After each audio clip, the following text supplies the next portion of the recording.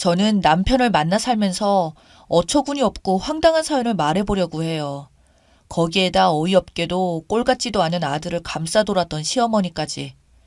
자식의 잘못을 바로잡아줄 생각은 안 하고 어이없게도 눈 감아주는 시어머니까지 얘기해보려고 합니다. 우선 제가 남편을 만나게 된 얘기를 먼저 하자면 저는 고등학교를 졸업해서 자그마한 회사의 격리로 취직을 해서 3년을 성실하게 다니고 있었습니다. 그때 남편을 만나게 되었어요. 남편은 사장님의 친조카였는데 군대 제대하고도 일하지 않고 놀고만 있어서 저희 시어머니가 저희 사장님인 동생에게 부탁을 해서 아르바이트라도 좋으니 취직을 시켜달라고 해서 저희 회사에 들어오게 되었습니다. 저보다 한 살 많은 남편은 학창시절 좀 놀았던 사람이라고 하더군요. 조카라는 사람이 회사에 들어왔을 때 처음에는 조용했는데 3개월이 지나고 나서 직원들이 수군거리기 시작했어요. 처음에는 아르바이트로 고용을 했는데 사장님께서 조카를 마음 잡고 성실하게 일 다니라고 아예 직원으로 채용을 했기 때문입니다. 거기에다 능력도 없는 사람을 직급 또한 조금은 높은 주임을 달아주는 바람에 직원들의 불만이 많았어요. 그런데 남편은 주임이라는 직급도 있는데 회사에 출근해서 하는 일 없이 빈둥거리다 퇴근하는 날이 많았어요. 남편 때문에 업무에 지장이 생기자 사장님은 남편을 불러서 그런 식으로 회사 다닐 거면 그만두라고 강하게 말하더군요. 계속 지켜보다 직원들 눈도 있고 말도 많아져서 결국에는 사장님도 화가 많이 나셔서 이 사람을 사장실로 부르셨어요. 저는 그때 잠깐 다른 업무를 보고 들어갔는데 사장실에서 굉장히 큰 소리가 나더군요. 지금까지 사장님이 그렇게 소리를 지르면서 화를 내시는 소리를 들어보지 못했습니다. 밖에서 조마조마하게 아내 상황이 끝나기를 바라며 무작정 기다리고 있었습니다. 그런데 가만히 들어보니 거래처분이 아니고 주임인 남편이었어요. 언젠가는 크게 혼나겠구나, 잘 됐구나 생각하고 있었는데 사장님께서는 누나 생각해서 그런지 또 한 번 기회를 주시더군요. 남편의 대답은 시큰둥했습니다. 저는 상황상 커피를 가져다 드리기 뭐해서 그냥 앉아 있었는데 그때 남편이 사장실에서 나오더군요.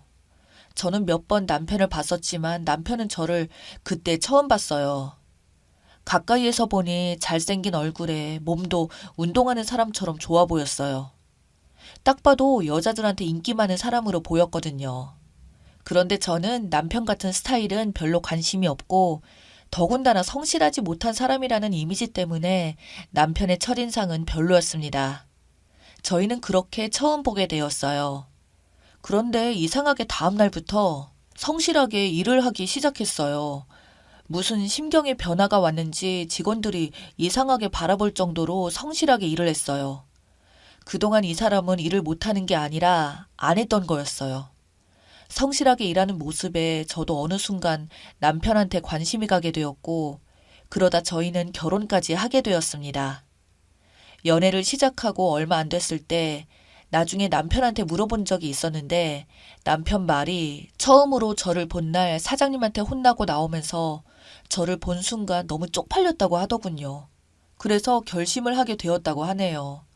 저에게 관심을 받기 위해서는 열심히 일하는 것밖에 없다고 판단하고 그날부터 정말 성실하게 일했다고 했어요. 그런 모습에 저도 어느새 남편한테 마음을 뺏기는 바람에 사랑을 하게 된 거고요. 저희는 사내 비밀 연애를 하다가 아이가 생기면서 결혼을 했어요. 저는 아이를 가졌어도 일을 그만두지 않고 계속 남편과 함께 일을 다녔습니다. 저희는 정말 행복하고 사랑했어요. 그런데 아이를 봐주시던 시어머니께서 아이를 돌보다 욕실에서 넘어지시는 바람에 제가 할 수 없이 일을 그만두고 시어머니 병가와 아이를 봐야 했습니다. 제가 퇴사를 하고도 사장님의 연락은 끊이지 않으셨어요. 워낙 오랫동안 다녔던 회사이다 보니 업무에 관한 걸 제가 거의 다 파악하고 있었고 신입으로 들어온 직원에게 만족을 못하셨고 저에게 직접 전화를 해서 물어보시고 했어요. 사실 회사를 그만뒀지만 그만둔 게 아니었습니다. 짬짬이 회사에 가서 신입에게 업무를 가르쳐주고는 했기 때문입니다. 그런데 다 가르쳤다 싶으면 신입이 퇴사를 해버리는 겁니다. 그것을 1년 넘게 해왔던 것 같아요. 그래서 나중에 사장님께서는 제 월급을 올려주시면서 다시 출근을 하길 원하셨어요. 어머님은 그때 사고로 아이를 봐줄 상황이 아니었기 때문에 고민을 많이 하다 결심을 하고 아이를 맡기는 방향으로 하고 다시 출근을 했어요. 그런데 한 달쯤 출근을 했을 때 회사에서 이상한 소문이 들리는 겁니다. 그 소문은 다름 아닌 격리로 들어온 여직원들이 하나같이 남편이랑 썸을 타다가 나중에는 갈 때까지 가게 되면서 사장한테 들키면 그만두게 되었다는 거예요. 그중에는 아이까지 임신했다가 수술도 시켰다고 하더군요. 더 기가 막힌 것은 시어머니도 다 알고 있었다는 겁니다. 더 웃긴 것은 회사의 시어머니가 몇 번 찾아와 여직원에 대해 물어봤다는 거예요. 잘 사는 집이 아닌지, 부모는 뭐 하는지 이런 걸 물어봤다는 겁니다. 그 의도가 뭔지 나중에 알고는 기가 막혔어요. 더군다나 시어머니나 남편이 저를 속이고 아무렇지 않게 저를 대한 것이 용서가 되지 않았어요. 남편 놈이 더 용서가 안 되는 것은 저한테 자상한 척은 다 하고 저희 친정에도 둘도 없는 사위 노릇을 했거든요. 저는 저희 친정에 잘하는 남편한테도 고마워서 저도 시어머니한테 싫은 소리 들어도 다 참고 견디면서 노력했는데 이놈은 잘했던 이유가 있었던 겁니다. 다 꿍꿍이가 있었더라고요. 사건이 터지기 전 저희 아버지한테 전화가 와서 이놈이 그동안 저와 친정에 잘했던 이유를 알게 되었어요. 아버지는 저한테 말하지 않고 친정에 잘하고 저한테 잘하는 남편이 이뻤던 나머지 남편 놈한테 큰 선물을 주려고 했더라고요. 친정아버지께서는 남편이 성실하게 살고 있다고 하면서 가지고 있던 재산 중 일부를 조금 떼어서 주시려고 했던 거예요. 그제야 모든 게 이해되더군요. 남편이 그걸 바라고 친정에도 잘하고 저한테도 잘하고 있었다는 것을 말입니다. 그러면서 본인 할 것은 다 하고 있었다고 생각하니 화가 나더군요. 특히 저희 친정 부모님을 속인 것이 더 화가 났습니다. 제가 이 모든 사실을 알기 전에 아버지가 재산을 줄 수도 있었는데 때마침 아버지 일 때문에 잠깐 한 달을 미루면서 못 줄 것 같다고 전화가 온 거였어요. 혹시라도 김서방 서운할까봐 전화했다고 하더군요. 제가 알고 나서 주면 안 받을 것 같다고 모르게 주려고 했다는 겁니다. 하늘이 도운 게 아닌가 싶더군요. 저희 부모님 정말 어렵게 사셨거든요. 부모님은 저 잘할 때 해줄 건 못 해주고 키웠다고 하시면서 이제 좀 사시니까 재산을 조금 주시려고 했던 거예요. 그걸 저 모르게 당연히 받아먹으려고 했다는 거죠. 그런데 또 화가 치솟던 사건이 있었습니다. 회사 근처에 그 전에 잘린 여자가 아직 살고 있었는데 이놈이 야근을 한다고 거짓말을 하고 거기에서 생활하면서 그 여자도 모르게 또 다른 여자랑 바람을 피우면서 거기서 지내고 있었던 거예요. 야근 수당을 계산하는데 남편의 근무표가 야근한다는 날에 몇 번 빠진 게 있어서 물어보니 자기는 계산하지 말라고 그동안 삼촌한테 신세진 거 갚는다 생각하고 그냥 일하겠다고 해서 그런 줄 알고 있었는데 여직원이 같은 여자로서 이건 도저히 지켜볼 수만은 없을 것 같다면서 저에게 귀뜸을 해주게 되어서 알게 되었어요. 그때 남편의 바람을 안 거죠. 저는 남편의 말을 그때까지 다 믿고 있어서 만약에 직원이 알려주지 않았다면 저는 계속 속고 있었을지도 몰라요. 회사에 기숙사가 있었기 때문에 남편은 그 여자 집에 있다가 새벽에 회사로 왔죠. 숙직실에서 자고 있었기 때문에 의심을 할 수가 없었어요. 그 여자도 순진해서인지 회사에서 쫓겨났음에도 불구하고 그냥 맘 편히 하라는 대로 남편이 주는 생활비 받으면서 숨어서 지내고 있었던 겁니다. 순진한 초년생 꼬셔서 그렇게 지낸 것이죠. 남편만 바라보고 있던 그 여자는 결혼까지 생각하고 있더군요. 남편이라는 놈은 저랑 곧 이혼할 거라고 거짓말까지 해서 잡고 있었어요. 완전 살림하는 집이더군요. 남편 옷이며 건조대에 널려 있는 걸 보니 너무 화가 나서 그 집을 다 뒤집어 엎어놓고 물어봤어요. 유부남인 걸 알면서 접근했냐고 물어봤죠. 이 둘의 관계가 시작된 것은 회식을 하고 회사 근처에 살고 있는 그 여자애를 남편이 데려다 주겠다고 해놓고 술을 더 권해서 먹다가 여자아이가 술에 취하자 데려다 준다면서 나쁜 짓을 했다는 겁니다. 서로 사랑해서 시작된 관계가 아니라는 것이죠. 그래서 회사에 남편 별명이 신입 잡아먹는 나쁜 새끼로 유명하더라고요. 사실 더 심한 말인데 그나마 순화시켜서 쓴 말입니다. 그렇게 해서 저는 남편놈한테 더 이상 바랄 것도 없고 해서 깨끗하게 헤어지려고 했는데 어처구니 없는 일에 이대로 끝낼 수가 없어서 결국 다 뒤집어 엎어놓고 나왔습니다. 이놈이 저희 친정에 가서 주시려던 재산을 빨리 달라고 했다는 겁니다. 아버지가 모르시는 줄 알고 저희 친정을 찾아간 것이죠. 아버지한테는 제가 남편놈에 대해 더 알아보고 이미 다 말씀드렸는데 남편은 그것도 모르고 저희 친정집에 간 거예요. 제 발로 저승길을 택한 거죠. 아버지는 남편놈 하는 말을 다 듣고 나서 마당으로 부르시더니 창고에서 술을 들고 나와 멱살을 잡고 말했다고 해요. 너 2번 다시 은정이 앞에 나타나면 이 낫으로 내가 뭘 할지 몰라 당장 꺼져. 남편놈 아버지의 그런 모습을 한 번도 못 봐서 그런지 겁에 질려 도망갔다고 하더군요. 아버지 전화 받고 남편놈 기다리고 있었는데 집에 들어오지 않더군요. 저는 간단한 짐을 챙겨 친정으로 가 있었고 집도 제 명의라 그냥 손에 조금 보고 다 처분해버렸어요. 일주일쯤 되니 시어머니, 남편과 같이 저희 친정집으로 찾아와서 잘못했다고 빌더군요. 저희 아버지는 인자하시고 엄청 착해 보이는 인상이지만 한번 작심하시면 끝장 보시고 뒤도 돌아보지 않는 분인데 이 사람들이 저희 아버지를 만만하게 보고 겁도 없이 저희 집을 찾아왔더군요. 아버지는 대문을 열어주지 않고 마당에 있는 호수를 들어 시어머니와 남편에게 물을 뿌리셨어요. 그러시면서 썩은 냄새 진동하니까 당장 꺼지라고 고함을 지르셨어요. 아버지는 남편놈 내연녀까지 다 찾아내셔서 법적 조치를 취하고 사장님을 찾아가 남편놈이 하는 것을 다 밝히고 회사에서 내쫓을 것까지 약속 받으셨어요. 사장님도 사원들 때문에 더 이상 남편을 눈 감아줄 수 없어서 자르는 걸로 했습니다. 시어머니는 노발대발했지만 자기 동생이어도 더 이상 안 되겠는지 포기하시더군요. 그래서 저는 그 이후 아버지의 힘으로 깔끔하게 정리하고 친정에서 살고 있어요. 나중에 소식을 들었는데 전 남편이란 놈은 몸세포가 다 바람세포였나 봅니다. 한 여자 만나면서 여러 여자를 한 번에 걸치고 만나다가 결국 들켜서 지금은 꼴이 우습게 되었다고 들었어요. 어떻게 보면 하루빨리 이놈의 바람을 알게 되어 끝내버린 게 얼마나 다행인가 싶습니다. 시어머니는 아들 바람 눈 감아주다 결국에 아들 빚 때문에 여기저기 시달린다고 들었어요. 사고뭉치 아들 뒷바라지 죽을 때까지 하지 않을까 싶어요.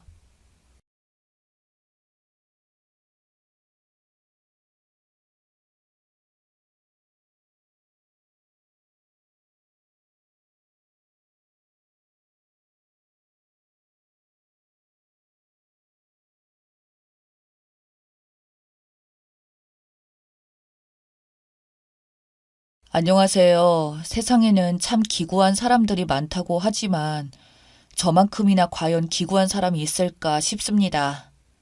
저는 올해 20대 후반의 남자입니다. 저희 집에 대해서 이야기하자면 부모님께서는 평범한 사람들이셨습니다. 재산 많은 부모도 없었고 그저 평범한 월급 받고 평범하게 단돈 10,000원에도 허덕이면서 살아온 집안이었죠. 어릴 때 남들 용돈 다 받을 때 집에 돈이 없어서 못 받을 때도 있었고 남들 다 먹는 간식 한 번 못 먹고 살았습니다. 친구들이 학원을 너무 많이 가서 힘들다는 말을 할 때 저는 학원 한 번 가보는 게 소원이었을 정도로 어릴 때는 참 가난했었습니다. 근데 그렇다고 해서 끼니를 못 챙겨 먹고 살거나 그러지는 않은 정도라 그냥 부자는 아니지만 평범한 수준이라고 생각하며 살아왔습니다. 저희 아버지께서는 페인트공이셨습니다. 항상 어릴 적 아버지를 생각하면 페인트 묻은 작업복을 입고 나가시던 모습이 제일 많이 떠오르네요. 아버지는 자신이 배운 게 이것뿐이라 자기는 이것뿐이 못하지만 저희한테는 꼭 공부 열심히 해서 자기보다 나은 사람, 꼭 훌륭한 사람이 되라며 먹을 거 아끼고 아껴서 저희 교육비를 보태주시던 아버지셨습니다. 어머니도 그런 아버지를 따라다니며 같이 페인트를 하셨고요. 그러던 어느 날 어머니가 갑자기 허리를 다치셨고 그때부터 저희 집안에 불행이 찾아왔죠. 이제는 아버지 혼자 밖에 나가서 일을 하게 되어버리니 생활비는 점차 줄어들었고 엄마는 집에 누워서 쉬다가 몸이 조금은 나아지셨지만 페인트 칠을 할 정도는 못 되어서 페인트 칠 대신에 부업 같은 소일거리 찾겠다며 매번 밖으로 나돌아다니기 시작하시더군요. 그때부터였습니다. 엄마가 변하기 시작한 게요. 평생 안 하시던 화장을 하시기 시작하고 옷도 짧은 치마만 입기 시작하더니 갈수록 옷도 점점 더 과격해지고 화장도 더욱 짙어지기 시작하시더군요. 정말 평생 입도 안 대고 안 마시던 술도 마시기 시작했고 집에 돌아오시면서 회식이니 뭐니 하는 말들을 하고는 집에 돌아오는 시간도 점점 늦어지기 시작했습니다. 아버지는 그런 어머니가 점점 불만이었는지 참다 폭발하여 말싸움으로 크게 다투기 시작했고 급기야 각방을 쓰는 정도까지 갔었죠. 그러던 어느 날 학교를 마치고 저는 아르바이트를 하기 위해 가게로 가던 중에 저희 엄마와 낯선 남자가 팔짱을 끼고 어디론가 가는 모습을 목격했습니다. 순간 너무나도 충격적인 모습을 보게 된 저는 아르바이트도 내팽개치고 그 둘을 따라 갔고 전화까지 걸었습니다. 엄마는 아무렇지 않게 전화를 받더군요. 어디냐라는 말에 일하러 나와서 손님이랑 같이 있다며 태연스럽게 말을 하다가 지금 손님이랑 만나는 중이라서 좀 바쁘니까 끊자며 제 말도 안 듣고 그냥 전화를 끊어버리고는 그 손님이라는 남자와 들어간 곳은 바로 모텔이었습니다. 그날 아르바이트에 지각하여 점장에게 꾸중을 들으며 혼나고도 일이 하나도 손에 잡히질 않더군요. 이 엄청난 일을 어떻게 아버지한테 말을 해야 할지 큰 고심을 하고 있었는데 그날은 엄마는 새벽이 다 되도록 집에 돌아오지 않았습니다. 저는 아버지에게 혹시 엄마에게 무슨 문제 있는 거 아니냐고 말을 해봐도 아버지는 한두 번 이 문제로 싸운 것도 아니고 지금 해결할 수 있는 것도 아니니까 자기도 어쩔 수가 없다며 저한테는 그냥 신경 쓰지 말고 얼른 자라고 말씀하시더군요. 그런데 제가 이 상황에 잠이 오겠습니까? 새벽 2시가 다 되어서 엄마가 왔는데 술을 잔뜩 마셨는지 얼굴은 또 어쩜 시뻘겋게 달아올라서 집에 돌아오는 엄마 모습을 보니 더럽다는 생각만 들더군요. 제가 엄마에게 대체 뭐 하다가 이 시간에 들어오냐고 하니까 엄마는 저를 노려보며 너도 네 아빠 행세할 거냐고 이 집구석에 돈이 없으니 내가 이렇게라도 일을 해야지 돈을 번다고 하면서 저를 밀치고는 방으로 들어가 버리더군요.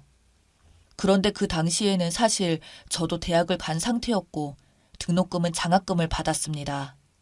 또 대학 생활에 필요한 외식 비용이나 교재비는 제가 학교를 마치면 아르바이트해서 보탰고요.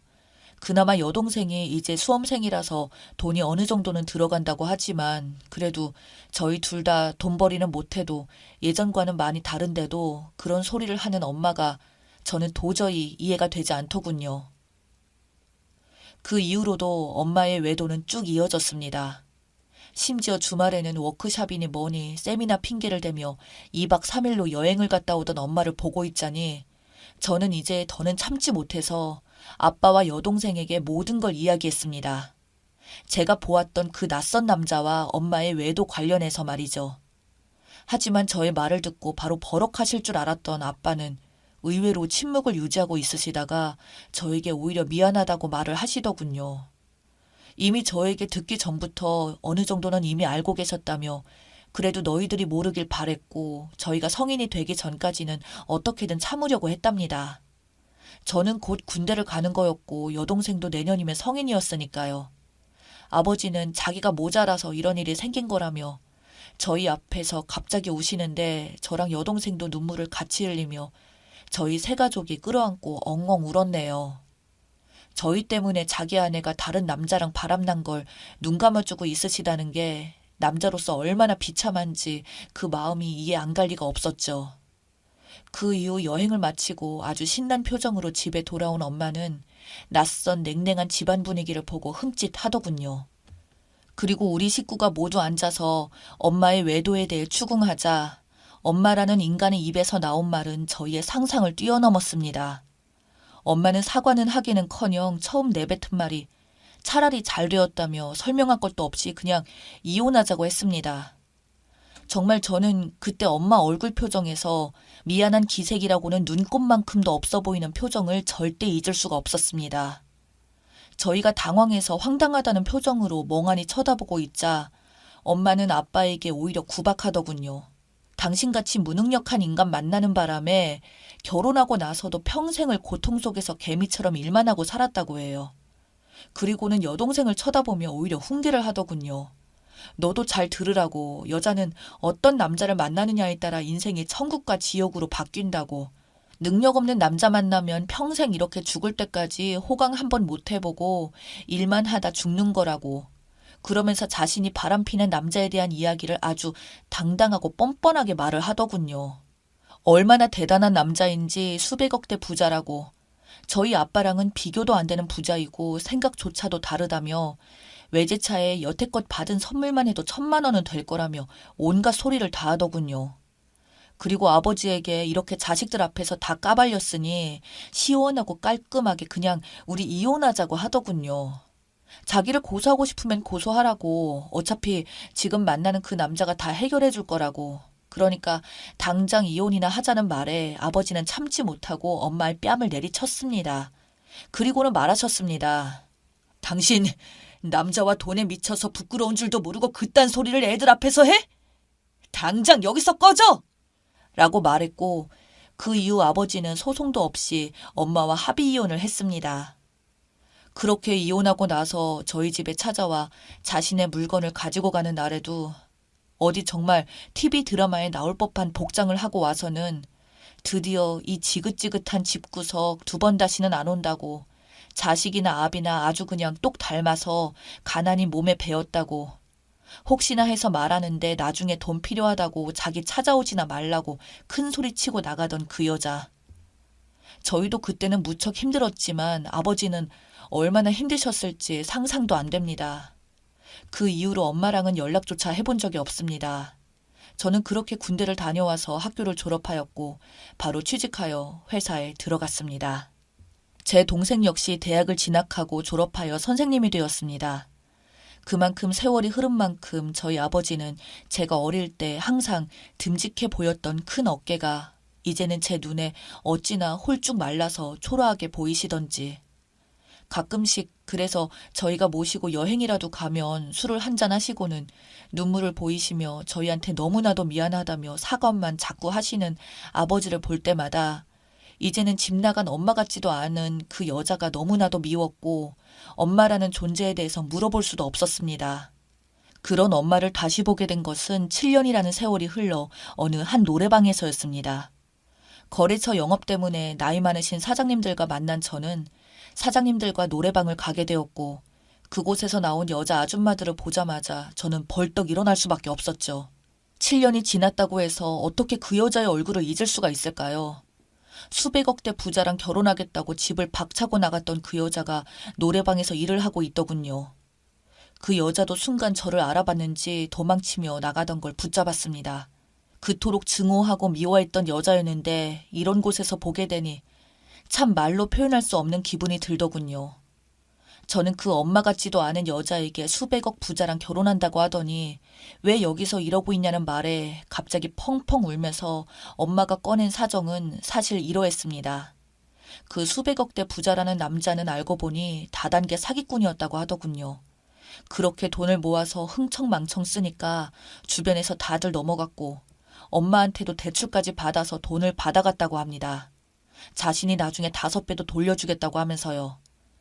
그런 여자가 한둘이 아니었고 엄마는 자신이 그 수백억대 부자 남자의 아내가 될 줄 알았는데 그 남자에게 엄마는 그저 털어먹을 사람이었을 뿐이었던 거죠.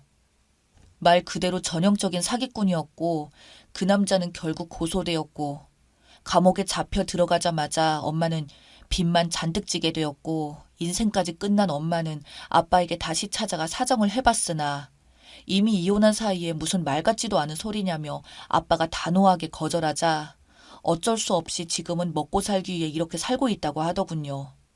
그러면서 우리는 어떻게 지내냐고 묻는 말에 아빠 말대로 이제 남인데 알 게 뭐 있겠냐고 그냥 당신이 말했던 대로 우리도 먹고 살기 위해서 발버둥 치며 살아가고 있다고 말을 하고는 바로 돌아서서 집에 돌아오는데 정말 뭐 때문인지 모를 눈물이 계속 흘러내리더군요. 집으로 돌아와서 저는 아버지께 그 일을 말씀드렸더니 아버지는 착잡한 눈으로 저를 바라보시며 엄마 그냥 용서해 줄까? 하시더군요. 그 말에 저는 울면서 아버지 제발 그러시지 말라고 말했습니다. 항상 자신의 아픔보다 저희 먼저 생각을 하시는 아버지.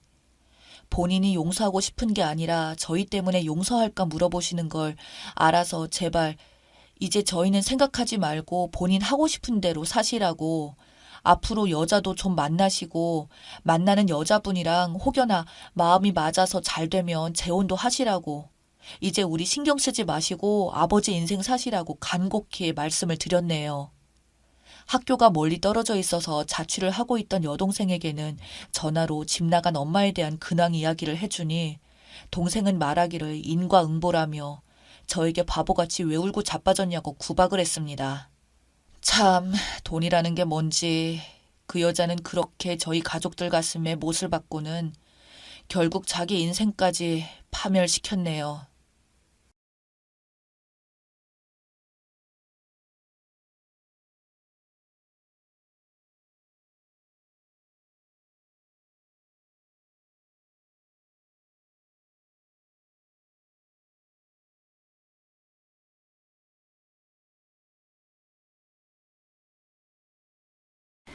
안녕하세요. 저는 이제 결혼한 지 1년 차 주부입니다. 왜 그렇게 결혼한 언니들이 밥 차리는 거에 스트레스를 받나 했는데 결국 저에게 이런 일이 일어나네요. 남 얘기인 줄만 알았는데 제 이야기 한번 들어주세요. 다름 아닌 모든 사건의 시작은 밥입니다. 저는 결혼할 때도 혼수나 예단 등으로 큰 트러블 없는 무난한 결혼을 했습니다. 시부모님이나 시누이로부터 받은 스트레스도 별로 없고 저 역시 나름 묻어난 성격이라 좋은 게 좋은 거라고 넘어가는 편이고요. 가끔 시어머니께서 계속 방문을 해서 당황하고 불편은 하지만 그럴 수도 있지 하고 넘어가고 했습니다. 여기서는 난리 날 법한 일이죠. 그런데 저는 하도 이야기를 많이 들어서 마음의 준비를 단단히 해서 그런지 갑자기 찾아오셔서 그렇게 기분 나쁘지 않더라고요. 그렇다고 자주 있는 일은 아니고요. 아무튼 결혼의 시작은 특이사항 없이 잘 시작을 했는데 어느 순간부터 딱 하나 어머니께서 집착하시는 게 있습니다. 다름 아닌 밥입니다. 사실 결혼 초부터 어머님은 나는 예전부터 며느리가 들어오면 우리 아들 아침은 꼭 해주는 며느리였으면 해 라고 이야기하셨습니다. 그때는 그걸 진지하게 생각하지 못했어요. 그냥 누구나 다 하는 말이구나 했죠. 현실을 몰랐던 거죠. 아침에 일어나서 같이 챙겨 먹으면 되는 것이니까 대수롭지 않게 여겼습니다. 아침 차리는 것이 그렇게 힘든 것인 줄도 몰랐지만 정말 그때까지만 해도 어머님한테 밥이 그렇게 중요한 건지 몰랐습니다. 본격적인 사건의 발단은 제가 교통사고가 났습니다. 흔히들 나는 사고일 수도 있지만 작은 사고도 없이 자랐던 저는 나름 충격이 컸고 3주 진단을 받게 되었습니다. 허리와 다리에도 통증이 있어 걷거나 움직일 때 무리가 되더라고요. 너무 갑작스러운 상황이었고 남편한테 연락을 했지만 하필 중요한 프로젝트 회의가 있어서 연락이 안 되었고 문자만 넣어놓은 상태였죠. 그렇게 사고 처리하자마자 병원에 가서 검사를 받았는데 병원에서는 입원하기를 권하더라고요.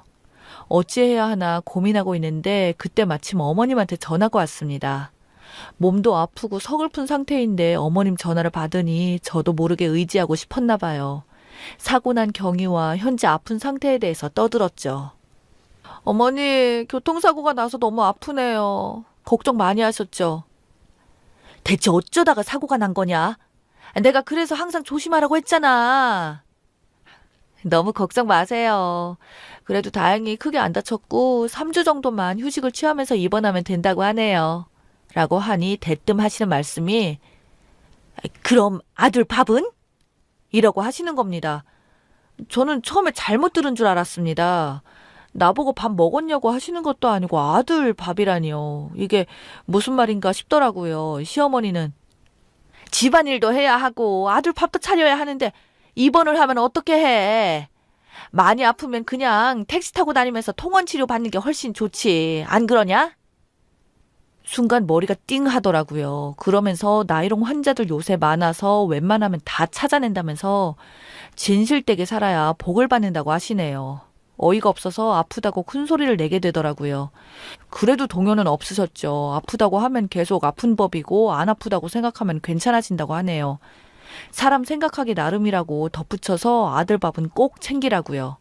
저도 그 순간 이성의 끈을 놓고 너무 화가 나서 밥이 그렇게 중요하면 어머님이 아들 데려가서 삼시세끼 차려주세요. 라고 말하고 끊었습니다.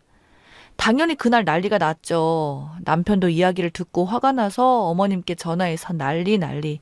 아버님도 사람 맞냐고 고래고래 소리치시고 그래도 여자가 기본적으로 할 건 하고 아파야지 책임감도 없이 그걸 가지고 이 난리냐고 하시는 시어머니였습니다. 그러다가 이 이야기를 들은 친정엄마가 시어머님께 전화해서 노발대발 했나 보더라고요. 결국 저에게 미안하다고 하시더라고요. 체면을 또 중요시하는 부분이 있어서 창피한 줄 아셨던 것 같습니다. 이때부터였던 것 같습니다. 어머님의 속마음을 알게 되면서 정 떨어진 순간이요. 그런데 그게 끝이 아니었습니다. 치를 떨게 하는 또 다른 사건이 최근에 있었는데요. 저희 둘은 맞벌이고 저는 6시 퇴근이고 원래대로라면 신랑은 5시 반 퇴근인데 약간의 야근이 있어서 집에 오는 시간은 비슷합니다. 토요일에 전염병 때문에 어디 나가서 외식도 못하고 마트는 가기 무섭고 그래서 제가 평일에 조금씩 밑반찬 만들어 놓은 거 넣고 비벼 먹기로 했습니다. 마늘종이랑 무나물, 애호박, 새우젓이랑 볶아 놓은 거랑 부추 넣고 비볐어요. 신랑이 매운 거 잘 못 먹어서 고추장 조금 넣고 간장으로 간해서 그릇 따로 줬고요.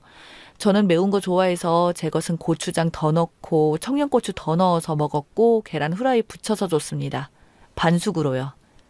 이게 한순간에 다 비벼 넣어서 간단해 보이지 나물들 그 시간들까지 합치면 절대로 대충 만든 음식이 아니라는 겁니다.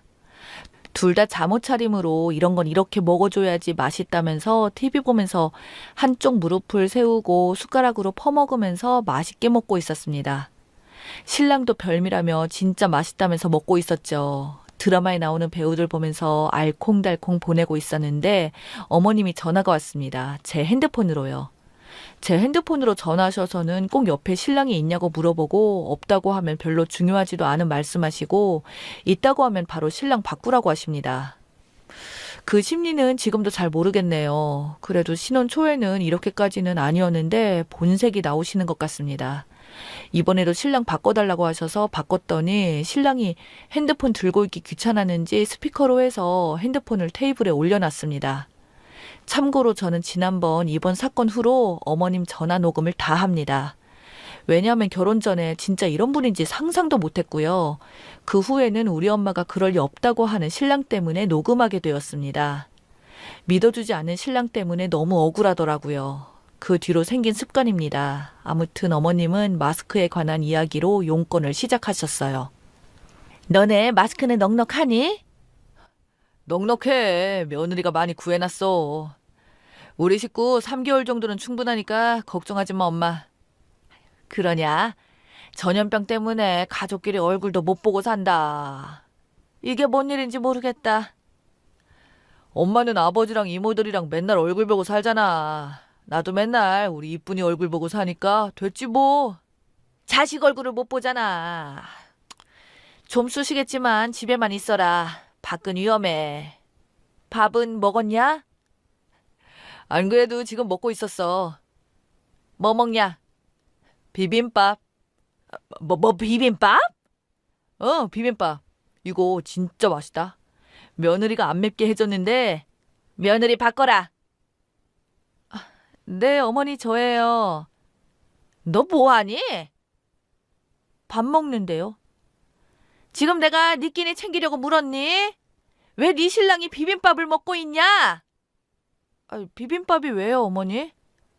몰라서 묻느냐? 네, 어머니 모르겠는데요. 대충 이때부터 감이 왔습니다. 하지만 스물스물 올라오는 걸 참고 말했습니다. 비빔밥이 뭐가 어때서요? 일하는 애 집밥 먹는 일이 얼마나 된다고 주말에 그렇게 대충 차리냐? 그냥 오늘 냉장고에 먹을 게 마땅치 않았어요. 맛있게 잘 먹고 있어요. 너, 내 아들이 벌어오는 돈 다 어디다 쓰냐? 네? 갑자기 그건 왜요? 도대체 살림을 어떻게 하길래 냉장고가 텅텅 비냐? 아내가 돼서 먹거리 챙겨줄 생각을 해야지. 뭐 하는데 돈 쓰느라 바빠서. 이쯤 되니 저도 참을 수가 없더라고요. 저도 욱하는 성질이 있어서 또 이성의 끈을 놓게 되더라고요.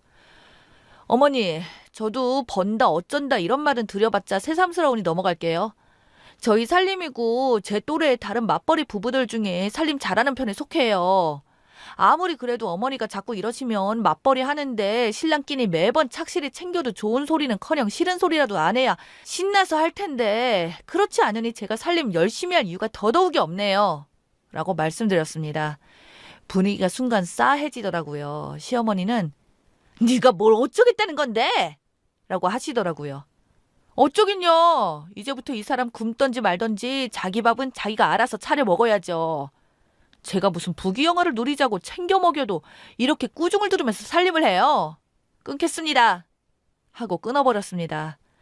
가슴이 두근두근 얼굴이 새빨개지는 게 저절로 느껴지더라고요. 시어머니는 열받고 할 말 없으면 말문이 막혀서 벙어리가 되는 스타일인 거 알고부터는 저 그냥 할 말 조금씩 하고 살았는데 토요일은 진짜 평화로운데 주말의 시작을 시어머니가 망쳐버렸다는 생각이 들면서 말이 막 나오더라고요. 당연히 시어머니 다시 전화 왔고 저는 끊어버렸고 차단했습니다. 그러니 당연히 또 신랑한테 전화가 왔고 신랑 밥 먹다 말고 전화 받았는데 스피커폰을 안 해도 소리가 다 들리더군요. 어디서 저런 것을 집에 데려와선 당장 이혼해! 이혼하라고! 헤어지라고! 앞뒤 내용도 없었습니다. 그냥 저 말만 주구장창 소리 지르시더라고요. 신랑이 엄마 저기 잠깐만 내 말 좀 이러는 동안 시모가 계속 악을 쓰니까 결국 신랑이 터져서 내가 이혼을 왜 하는데 엄마 제발 우리 좀 가만히 냅둬 라고 하고 소리를 질렀더니 너 엄마 죽는 거를 볼 테냐? 이러면서 비루한 협박을 하시니 신랑이 한숨을 푹 쉬면서 엄마 때문에 내가 먼저 죽겠다고 하면서 끊어버리더군요. 할 말은 다 했고 저렇게 날뛰는 거 보면 꼬숩기는 한데 그래도 도대체 나를 뭘로 생각하면 신랑 비빔밥 좀 해줬다고 쥐잡듯이 잡나 싶은 것이 가슴속이 숫덩이 마냥 뜨끈뜨끈했어요. 어차피 잘하고 살아도 욕먹을 것 같아서 이제는 할 말 하고 살아야겠다고 했는데 이제는 그 할 말도 필요 없다는 생각이 듭니다. 어른이 어른다워야 어른 대접을 하는 게 아닐까요? 저도 욱해서 잘한 건 없지만 그렇다고 저런 시모에게 네 하고 기죽고 들어갈 성격은 아니라서요. 제 행동에는 정말 후회는 없네요. 후기입니다. 그 밤사이에 엄청난 관심이 생겨서 놀랐습니다. 신랑에게 보여주었습니다. 시모 도대체 왜 이러는지 본인도 모르겠다면서 시모한테 앞으로 우리 집에 할 말 있으면 본인한테만 전화하라고 하겠다고 하네요. 저 걱정해 주시는 것처럼 바보 아닙니다. 맞벌이인데 당연히 각자 분담은 당연히 하죠. 그 영역이 저희 부부는 정해져 있습니다. 저는 요리, 빨래, 생활비 운영을 하고 신랑은 청소, 설거지, 분리수거를 하고 있습니다. 신랑은 양념통들이 어디 있는지 모르고 저는 종량제 봉투가 어디 있는지 모릅니다. 그렇지만 서로 할 일 알아서 잘 해가고 있습니다. 시아버지가 운동선수, 유도 출신이신데 평소에는 과묵하지만 부지런하셔서 식사, 청소 이런 거 꼭두 새벽부터 일어나서 하십니다. 시어머니한테 안 한다고 잔소리 안 하시고 신랑도 그거 보고 배운 사람이라 비슷합니다. 그리고 시어머니 엄청 게을러요. 저한테 비빔밥 했다고 뭐라고 할 인물이 아니십니다. 오죽하면 신랑이 제일 싫어하는 음식이 카레일까요? 지겹다고 하네요. 한 번만 더 제 속을 뒤집어 놓으면 시아버지한테 모두 말해버릴 거라고 엄포도 났네요. 시어머니 젊어서 돈 사고 쳤을 때 이후로 시아버지한테 엄청 잡혀 사는데 집안 시끄러운 일 만드는 거 제일 싫어하시거든요. 당연히 그 일 이후로 밥 한 번도 안 해 먹었고 신랑은 여지껏 눈치 보면서 매일 새로운 공약을 내걸고 있습니다. 한 번만 더 자기 엄마가 난리치면 어쩌겠다 저쩌겠다. 밥 해먹이고 이혼하라고 소리치는 시모는 못 받아들인다고 이번 주말까지 잘못했다 미안하다 용서해달라까지는 아니어도 숙이고 들어오는 행동 전혀 없으면 친정에 이번 일 알릴 거라고 했고요. 남편이 전화해서 엄마 때문에 나 지금 밥도 못 먹고 대체 왜 그랬냐고 빨리 용서를 구하라고 엄청 소리를 질렀나 보더라고요. 결국 그날 저녁 시모에게 전화가 왔는데 안 받았습니다. 그랬더니 잠시 뒤 문자가 왔네요. 내가 미안하다. 내가 널 싫어해서 그런 게 아니고 귀하게 키운 아들이라서 내가 욕심에 실수했어. 전화를 안 받아서 이렇게 문자를 보낸다. 전화 다오. 라고 문자가 와 있더라고요. 저도 문자를 보냈습니다. 어머니가 사과를 하셔서 저도 이혼까지는 안 할게요. 앞으로는 저희끼리 인연 끊고 살 테니 저희 신경 쓰지 말고 사시기를 바랄게요. 라고 보냈습니다. 그랬더니 문자가 다시 오더라고요. 미안하다. 답장도 안 했고요. 사실 사과를 받아주고 끝날 수는 있었지만 어머님이 그렇게 소리를 쳤을 때 저는 정말 용서하고 싶지도 않았고 이혼이라는 단어만 떠올랐는데 막상 사과를 하니 이혼보다는 저희끼리 행복하게 사는 게 낫겠다 싶더라고요. 신랑이 제가 화내는 걸 보고 조금 참고 넘어가지라고 했는데 본인 엄마 성격 파탄자인 거 알면서 좀 피해가지 그랬냐는 뜻이었다면서 분명한 실언이자 망언이라고 손이 발휘되도록 빌고 있으니 걱정해 주시는 것처럼 자기 엄마 편만 드는 사람은 아닌 것 같아요. 여러분들도 시모가 저런 식으로 나오면 당하지만 말고 하고 싶은 말 꼭 하세요. 그래야 저처럼 자유로워지네요. 걱정해 주셔서 모두 감사합니다. 긴 글이지만 읽어주셔서 감사합니다.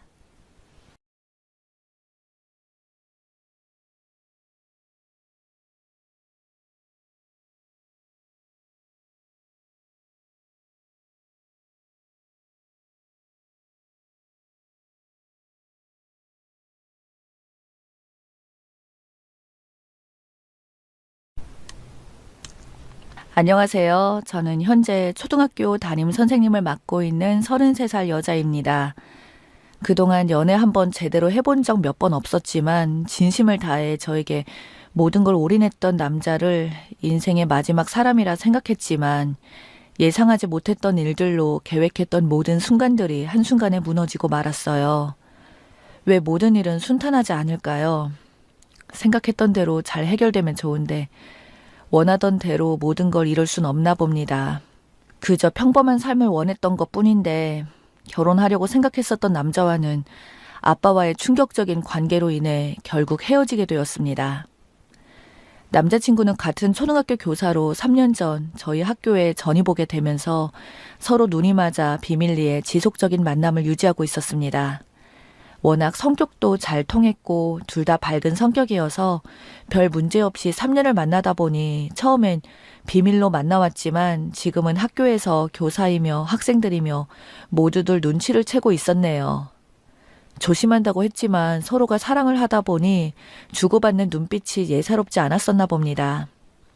어차피 저희는 결혼을 약속했었기 때문에 크게 문제될 건 없었어요.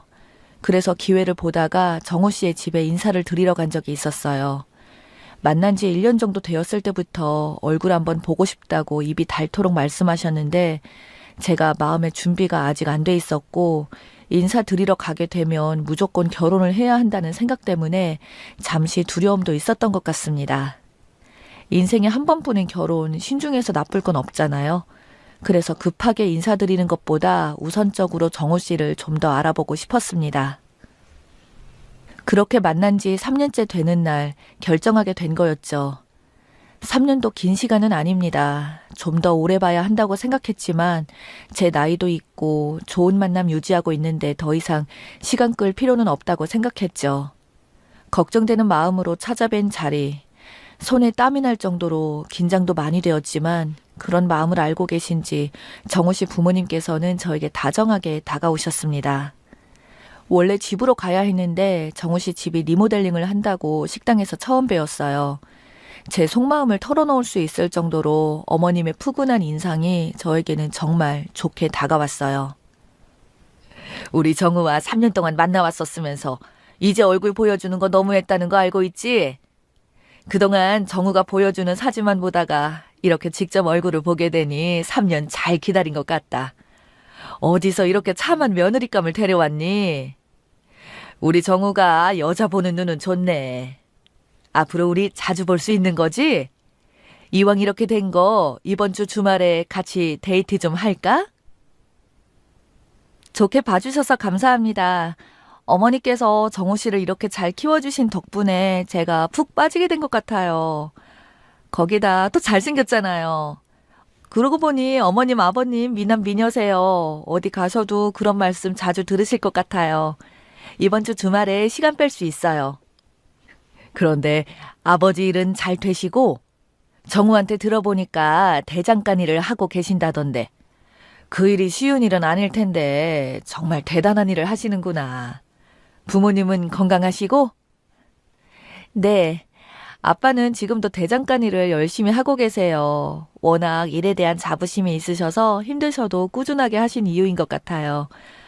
엄마는 제가 어렸을 때 사고로 돌아가셨어요. 아빠가 정확하게는 이야기 안 해주셔서 이 정도까지만 알고 있어요.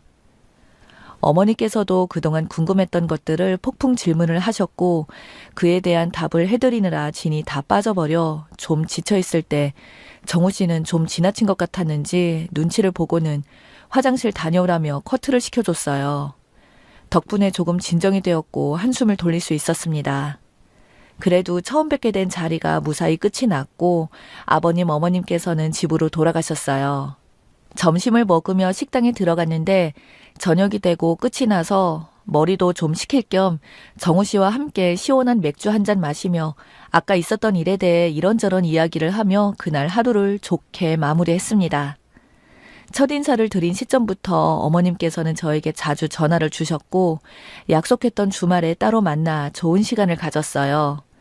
결혼에 있어서 남편 될 사람도 중요하지만 남편과 관계된 가족분들도 상당히 중요하다는 말을 주변 분들에게 하도 많이 들었던 터라 정말 걱정 많이 했지만 정우 씨의 부모님 같은 경우 본지 얼마 안 됐으나 좋은 시부모님이 될 수 있을 것 같아 정우 씨와 결혼에 대해서 긍정적으로 생각을 하게 되었어요. 그렇게 좋은 관계를 유지하면서 정우 씨도 저희 아빠에게 인사를 드리고 싶다며 빨리 결혼해서 자리 잡고 이쁜 아이 하나 낳고 행복하게 사는 게 자기 꿈이라면서 갑작스러운 프로포즈로 제 마음을 완전히 흔들어 놓게 되었습니다. 일을 끝내고 아빠에게 따로 찾아가 프로포즈 받았다면서 결혼하고 싶은 남자가 있다며 아빠의 생각을 여쭤보니 제가 하는 얘기에 대해서 긍정적으로 받아들이셨고 다음날 아빠가 일하는 대장간에서 만나기로 약속을 잡았어요. 따로 시간을 내서 좋은 곳으로 장소를 잡아야 했지만 밤 늦게까지 일을 해야 할 정도로 많은 주문이 밀려 있어 어쩔 수 없이 대장간에서 잠시 얼굴 보는 정도로 마무리를 할 수밖에 없었어요. 그렇게 다음날 들뜬 마음으로 아빠가 일하는 대장간 앞에 차려입은 뒤 열기가 뜨거운 문을 열고 밝게 웃으면서 인사를 했는데 처음에는 저희를 보고는 밝게 웃으시다가 갑자기 정우 씨는 정색을 한 얼굴로 한 발자국 뒤로 물러났고 아빠는 정우 씨를 보고 밝게 웃고 있는 얼굴에서 싸늘한 눈빛으로 변하더니 엄청나게 분노로 가득 찬 표정으로 화를 내시며 대장간 안에 있던 낫을 들고 달려왔습니다.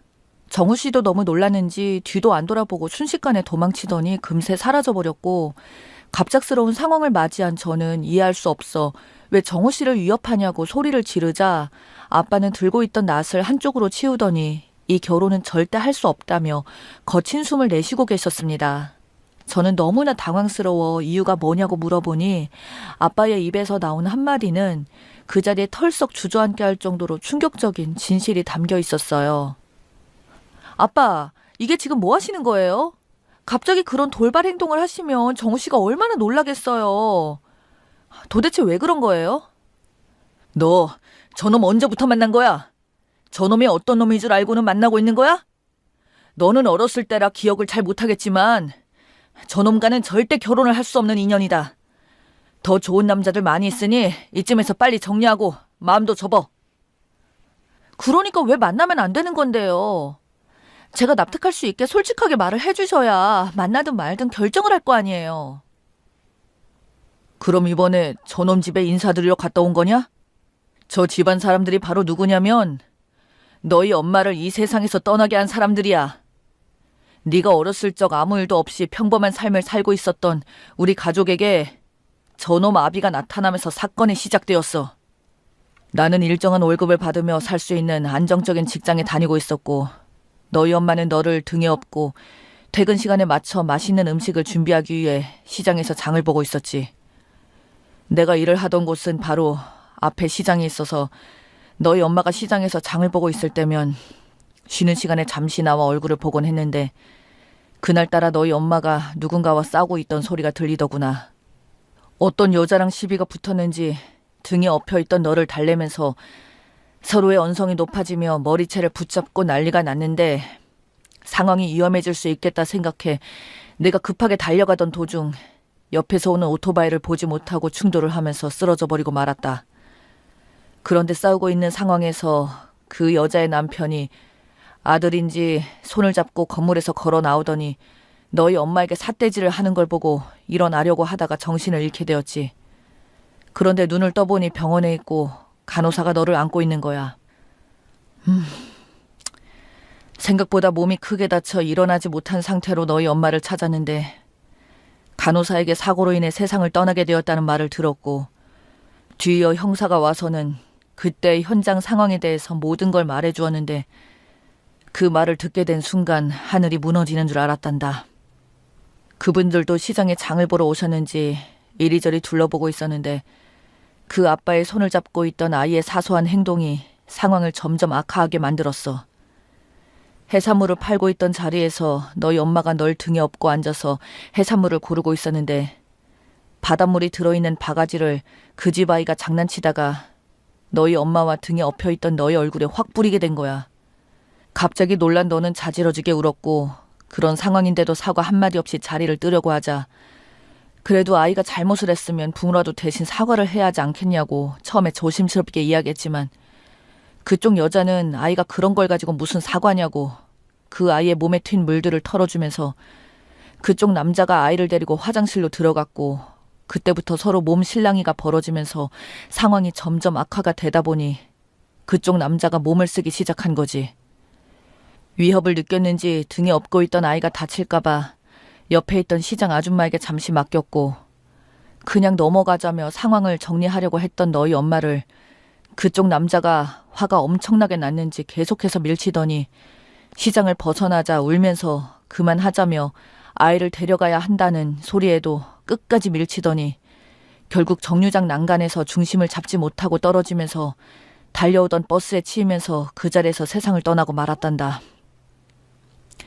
내가 오토바이에 부딪히지만 않았어도 이런 상황은 벌어지지 않았을 텐데 너무나 가슴이 답답하고 원통해서 그 사람들을 법적으로 처벌했음에도 불구하고 용서가 되지 않았고 분노를 억누르기 위해 화를 풀지 못해 너를 큰 집에 맡겨두고 방황을 하던 그때 대장간에서 일을 하고 있던 사람을 보게 되었지. 그때부터 쉬지 않고 망치질을 하며 그때 일들을 잊어버리기 위해 지금까지 이렇게 살아오고 있는 거야. 그런데 예상하지 못한 상황을 보게 된 거지. 읍내에 주문이 들어온 농사용품들을 납품하고 있는데 새로 이사를 온 건지 주택을 리모델링하고 있더라고. 동네뿐이라 몇 개의 농사용품을 드리려고 동네 주민이라며 찾아갔는데 다시는 만나지 말았어야 할 너희 엄마를 세상 떠나게 한 그 사람들이 이 동네로 이사를 왔더구나. 그때 네가 지금 데려온 그 집 아들놈 얼굴도 보게 된 거고 서로가 얼굴을 마주치고 너무 놀랐다. 예전의 기억들이 떠올라 화가 머리끝까지 올라오는 걸 꾹 누르며 다시 돌아왔단다. 그 사람들은 내가 대장장애인지도 모르고 그냥 동네 주민으로만 알고 있었을 거다. 밝힐 필요도 없고 말조차 섞고 싶지 않았으니까 내가 그 사람들에게 할 수 있었던 건 지금으로선 아무것도 없단다. 이미 다 지난 일이고 법적으로 처벌을 받았는데 그래서 속으로만 삼키고 있었지. 그런데 하나뿐인 내 딸이 그 원수의 집안 아들놈을 사랑한다고 결혼하고 싶다고 인사시키러 찾아왔는데 내 속이 얼마나 문드러지는지 이제 좀 알겠니? 그러니 저놈이라면 절대로 결혼시킬 수 없다. 미안하다. 해줄 수 있는 말은 여기까지고 다시는 만나지 않았으면 한다. 오늘은 아빠도 여기까지만 일을 해야겠다. 정신적으로 꽤 힘이 들구나. 아빠의 믿을 수 없는 말들에 너무 놀란 저는 아무 말도 할 수가 없었습니다. 결국 아빠와 함께 집에 들어가 아무 말 없이 술을 마시며 슬퍼하는 모습을 보곤 제 마음 또한 찢어질 정도로 아파지기 시작했어요. 그런데 3년을 만나왔던 정우 씨는 도망친 이후로 저에게 한 번도 문자나 전화를 하지 않아 너무나 답답해 밖에서 전화를 걸어봤지만 끝까지 받지 않았습니다. 아마 가족들과 이런저런 이야기를 하고 있었겠죠. 그렇게 다음 날이 되었고 학교에 도착을 하니 정우 씨가 먼저 도착해서 저를 기다리고 있더군요. 그리고 뱉은 말은 정말 충격적이었습니다. 과거에 있었던 일들 때문에 앞으로 있을 상견례나 결혼은 없을 것 같다며 그래도 자기와 결혼을 하고 싶으면 제가 대신 자기 부모님께 찾아가 그때 있었던 일에 대해서 사과를 하라는 말이었습니다.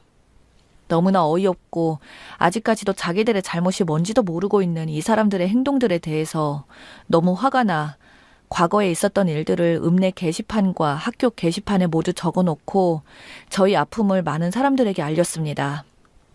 그야말로 남자친구의 집안은 동네와 학교에서 완전 쓰레기 취급을 받게 되었고 동네 마트에서는 물 하나 살 수 없을 정도로 인간 이하로 소문이 나버렸습니다.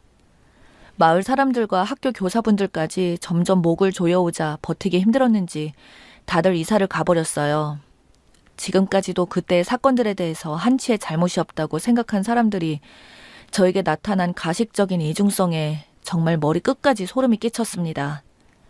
제발 2번 다시 얼굴 보고 싶지 않고 아빠의 아픔이 이제는 그만 아물었으면 좋겠네요. 아빠가 왜 대장장이가 되셨는지 이제야 모든 사실을 알게 되니 너무나 가슴이 아픕니다. 다른 일을 하시면 좋겠지만 아빠의 마음을 전부 헤아릴 수 없기에 옆에서 제가 해드릴 수 있는 것들로 치유를 해드리려고 합니다. 아픈 과거를 잊지 못해 지금까지 대장장이 일을 하고 계신 아빠에게 여러분들께서 따뜻한 위로의 말 한마디 해주시면 정말 감사하겠습니다. 제 사연 읽어주신 분들, 이제 장마가 끝나고 폭염이 시작되었는데요.